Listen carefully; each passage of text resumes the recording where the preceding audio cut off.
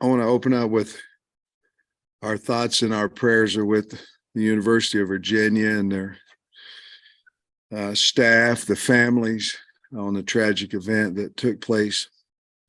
And we're certainly praying for all involved in that situation, and terrible. But our thoughts, our prayers are certainly with them. Ole Miss, obviously very explosive on offense, running the ball as good as anybody in the SEC. Pretty balanced still, though, with about 265, about 225, somewhere in there. Very explosive. Have great skill. Mingo, Judkins, a running back, Dart. I mean, really, really fine talent. Skill wise, and I mean, that's not saying Heath, Watkins. I mean, they've got really good wideouts.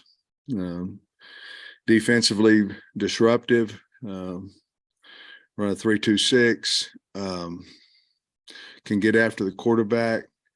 Have been blitzing more of late. I think more in the run for the run game, trying to slow down opponents' runs against them. But they're playing extremely well. Obviously lost a close game Saturday, but they play extremely hard, well coached. We are looking forward to having a night game here. I think it's our first. I think it's our first night game of the year. I know it is our first night game at home, and we're looking forward to another opportunity.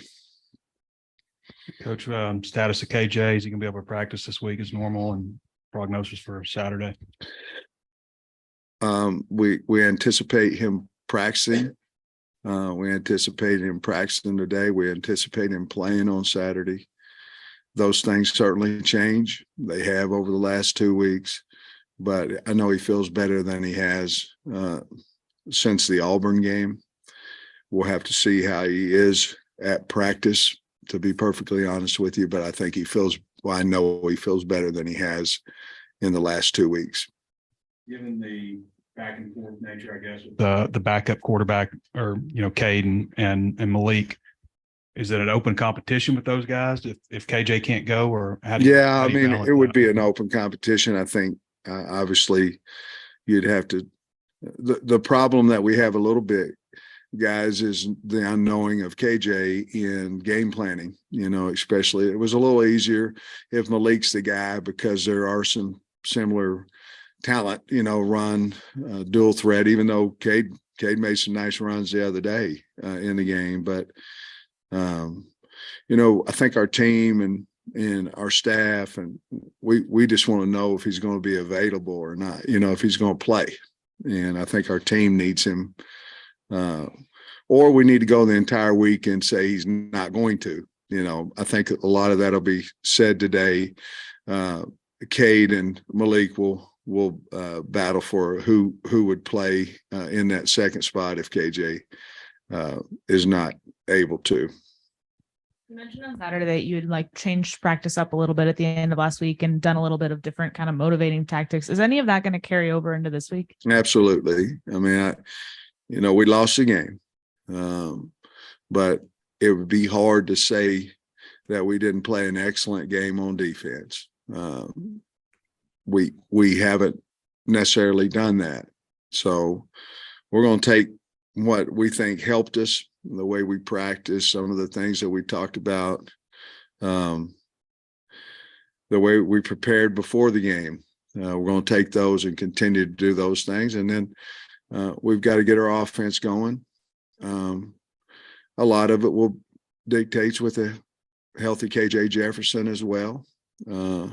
But if we don't have him, we've got to do a better job of hanging our hat on something, throwing the ball on first down, loosen up the box a little bit more. When we do that, we're not playing fast either. A lot of it is we're not getting that first down. Once we get a first down, we can play a little bit faster.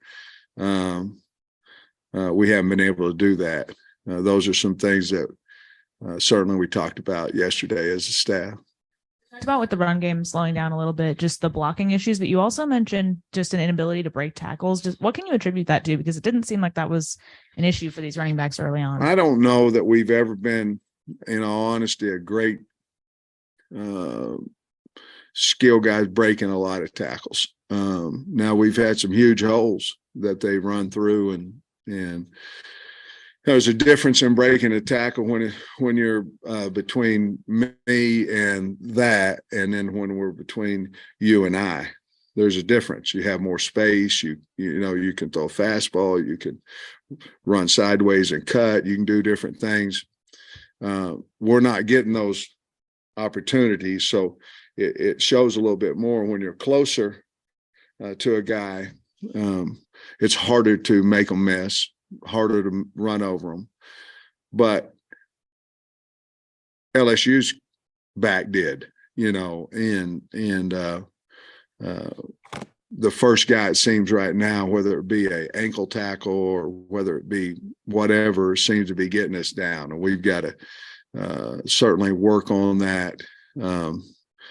And a lot of us just conscious. We got to run with a demeanor of the first man is not going to get me on the ground, and I think that we've got to be better there. Sam, do you have an update on Slusher and Ant Brown's status this week? I don't know exactly yet what we're going to do. They're going to practice. Obviously, Ant's on the scout team, so he'll go there. Slusher will go back up with the defense and not the scout team, and we'll make a decision. When's the next time we meet? Tuesday, Wednesday? Wednesday. I'll know for sure then. By that time, I've got to make that decision by then for sure. Sticking with the defensive side of the ball, just how much confidence has your defense gained the last 2 weeks? I think there's 13 points in the last, 6 quarters? 6 quarters, yeah. How important have those games been, just given the offense you're going to face this week? Well, again, the game's a lot about matchups, but it's also about the demeanor that you play. I felt like over the last 6 quarters, game and a half, that we have played like, I'm talking about chasing the ball, the physicality. We played like we did what I thought our first 2 years were. I can't, I don't know why we didn't earlier. I think a lot of it has to do with we might not have been comfortable with the guys around us because there was a lot of shuffling going on, but regardless, we're playing much better now, and we've got to get we've got to win. And our kids, you kind of saw from, the loss at Liberty, the way that they played, I thought was really good. And I think we're just playing faster. We're swarming the ball better, and we're getting after the quarterback a lot better. Coach, in year 3, you kind of built expectations up, because when you got here, I don't know that there were a lot of expectations outside the room over there with you guys. But in year 3 now, is it somewhat of a good thing that people are kind of upset you lost to A&M and Liberty, thinking maybe you should have won those games in the past? You've won them, but at least their expectations are up. For the program, it's going back up. I mean, is that a good thing in some ways? It's a great thing. I mean, I'm the head coach at Arkansas. I'm going to take, if we were 10-0, people wouldn't like me or like what I'm doing or decisions I make. And that comes with the job.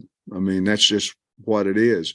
Is it right? Is it not? I mean, I don't have time to talk about that, but you're going to get criticized, and we're 5-5, and we've been, we lost to A&M by 2. Last year, if you go back, we beat Mississippi State, at the end of the game. We beat LSU in overtime, or we're 7-5 last year, or 7 and whatever it is, 2-2, 7-6, I guess. We haven't been able to win the close games. 2 of them weren't close, and really, Alabama was a 5-point game going into the 4th quarter. We've got to figure out how to win close games, and you're going to have to do that every year. If you don't, your record's going to be from 9-10 wins to 6-5 wins. It's just how it is. And I think if you look over most all the teams in the SEC, it's that way as well. With being 5-5 and all the expectations, I'd rather have the expectations be high and take take the criticism than they go, oh, well, you played LSU to 13-10 and they are West Division champs. We don't want any of that. We want to win, and it doesn't matter who we play. So did we go faster than even what I thought we would last year? Probably.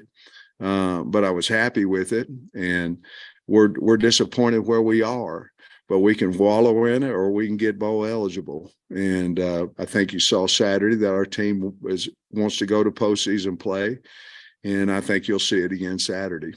In a league like the SEC, though, last year you had KJ for 13 games. Yeah. This year you 2 games you haven't had him. He's been beat up and some more beat up than last year and some others. How important is injuries? I mean, I know that's Captain Obvious question, but just, how much is having people healthy, key players, a big thing? I think it is. I think it's a big, obviously there are ones for a reason. And then if you have a special guy like KJ, a special guy like Catalan, those guys are special, could play for anybody in our league. And hopefully we'll have a pro career and things of that nature. When you lose your key guys like that, who also, it's ironic, and everybody's going to say I'm making an excuse. You're the one that asked the question. I didn't. Okay, so you asked a question, I'm answering it. But we had 4 captains walk out there the other night, and I'm going, well, KJ's one of them. Wagner's one of them.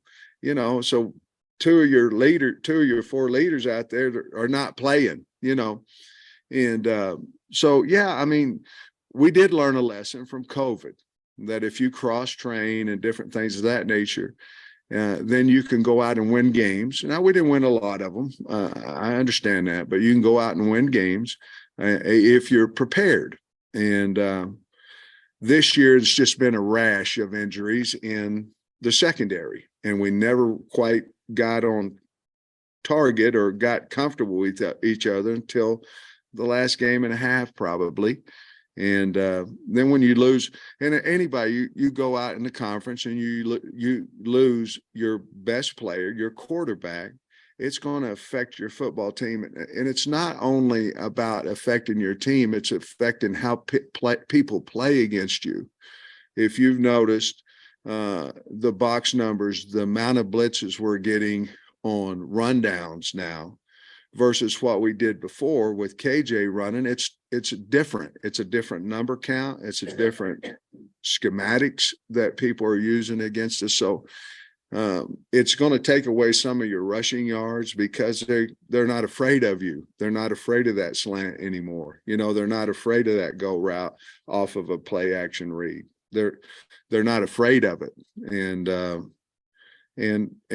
part of that is having the confidence. We need to have the confidence in who's ever there as a 2 that we still do that, because we got to back people off of us. You mentioned Ole Miss is blitzing. I think they're 3rd in the conference in sacks. Is there any kind of pattern to it? Are they sending different guys? What's it look like? There's a pattern to it.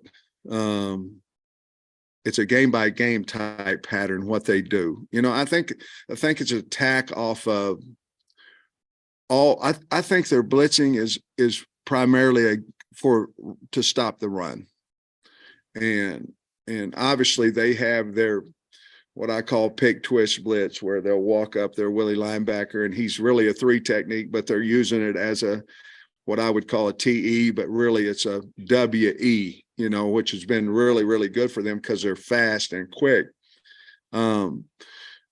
They have gone lately into a much more movement blitzing style than what they had been earlier in the year when they were giving up a lot of rushing yards. They're defending better in the secondary. I think that's probably why they're able to do that. But there's really not a pattern to it unless it's just game by game. We have an idea of what we think they're going to do against us because they've had success with their defense against similar styles that we are. so we have an idea of what they're going to do. And the bottom line is they're either going to bring a blitz to the back or they're going to bring it away from him. And that's what they've proven to do. And they may do both, but most of the time they start the game with a formula of how they're going to adjust to where your back is and stay with it. I want to also ask you about the series with them. You know, you were involved in the Henry Heave, the 52-51. Last year, I mean, both games had big 2-point conversions. It's just been a wild deal. And I just wonder what you think about maybe the back and forth you've had with Ole Miss. Well, it's always exciting to play Ole Miss, and especially with Lane being the coach, you know, and all that. He's, you know, a popular man, great coach, all those type things. And he's got them, you know, he's got them going. But it's always exciting because the fans are going to be excited about the game because there's going to be a lot of offense, you know, and I'm sure they can use that as I don't think their defense is very, I didn't say that. I mean, last year it was 52-51. I mean, it was I'd say that's a lot of offense, you know, and I know they've got a really good offensive team, and we do too. And if we can get our quarterback back, I think it'll be one well of a game, just like these other ones have been. If I thought we had any advantage on that, it'd be playing at home at night. Our fans haven't left us, and they'll be sold out just like they were Saturday, and they're disappointed. And guess what? So am I, very, and we're working hard to change that. But I understand their disappointment. But they're going to show up and raise a lot of heck on Saturday, and we're going to need them to. But I think that's what the series is all about. You know, we recruit a lot of the same kids and things of that nature. So obviously Sam Carter left and went over there and different things. So there's certainly a lot to play for, and we're not bowl eligible, and we sure need to get that way. Coach, specifically on their offense, Judkins, the running back, and then their offensive line, what have you seen from them that makes their running game so successful? They've got, well, one's from Conway, you know, but they've got two really good tackles. Pettis is a huge man. I'm kind of interested to see how big he is when I walk. You know, I've had some big linemen. This guy's a mountain. They've got the three interior guys played together for a long time. And Jeremy James was the guy I recruited at Georgia, and ended up going to Ole Miss and he's played tackle, but I think they really are in sync. They got those three veterans in there, really are in sync together timing wise, and they pull really well, run a lot of different offense. They just spread you out and they flood zones and different things. Judkins is a really good running back, really good freshman, you know, can make you miss, catches the ball extremely well. I think he's a big time threat coming out of the backfield, and got really good speed. But he's probably, well, Dart, you know, transferring in there, it certainly helped him big time. But he's probably the guy right now that him and Zach and Evans, but he makes them go now, and they're hard to tackle. They run downhill. They remind me a lot of, you know, that attack of what Mississippi State, you know, they had those backs that just went, and that's what these guys do. Sam, how'd you think Tyke's played the other day, first SEC start? You know, Ricky was saying that's always a tough deal. You know, Tyke, and Cody and I were just talking about before I came over here.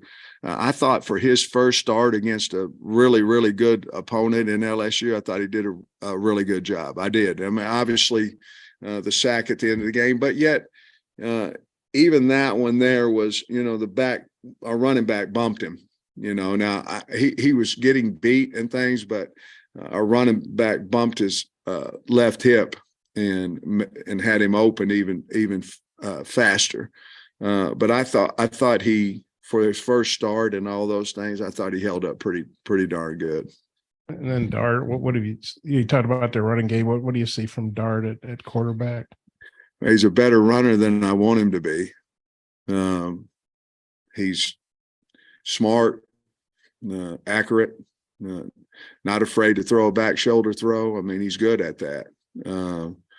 But I mean, he's got some really good receivers that can catch the ball as well. But he seemed to me like be very comfortable in the offense.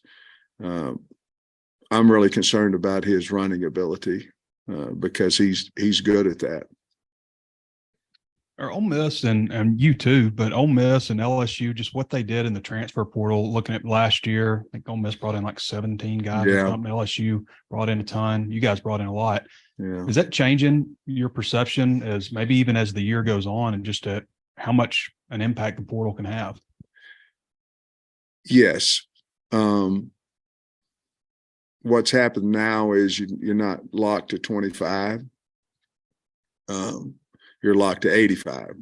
And so, if you look at Ole Miss, I think 5 or 6 of their starters on defense are transfer portal guys, and offenses, I don't think quite that many, but they've got a lot of receivers that transferred in there, not necessarily starting, some are, but that transferred in there. Obviously, Zach Evans is a transfer guy, Dart, so yeah, it has.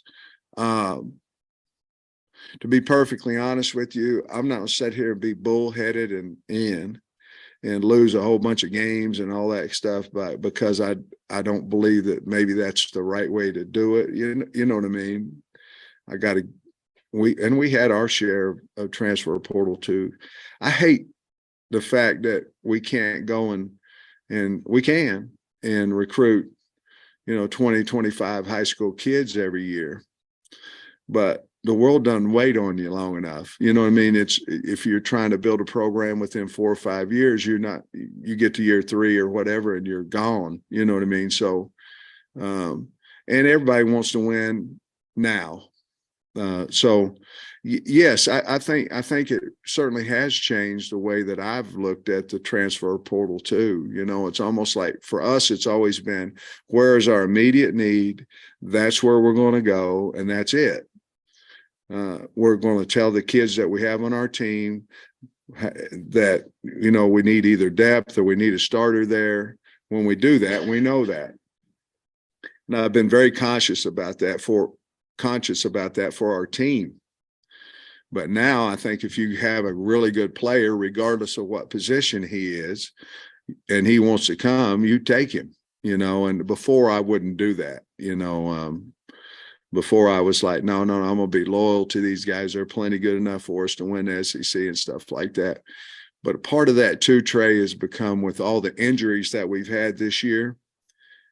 Your backup better be as good as your starter or close to it, and that's maybe shown a little bit for us this year, where if we'd went in the transfer portal a little bit more, maybe we'd be a little bit better off record-wise and hopefully team-wise too.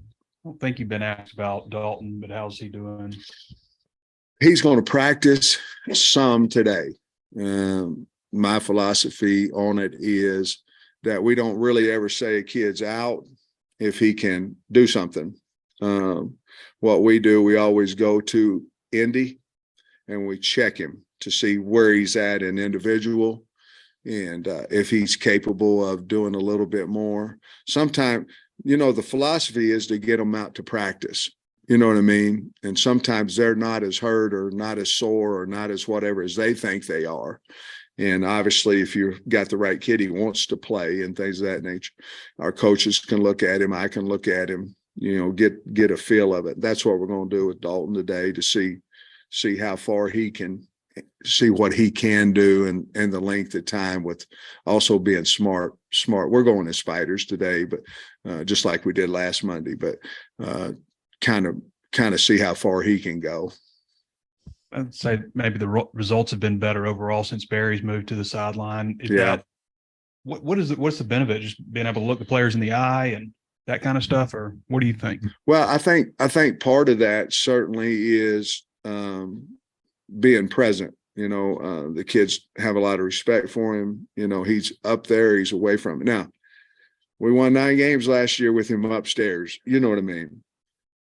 I think, to be perfectly honest with you, I think we decided that with him on the sidelines, he could explain the changes and things like we changed our unbalanced formation Saturday, what we were going to do, what we went into the game and it didn't work, and we changed it.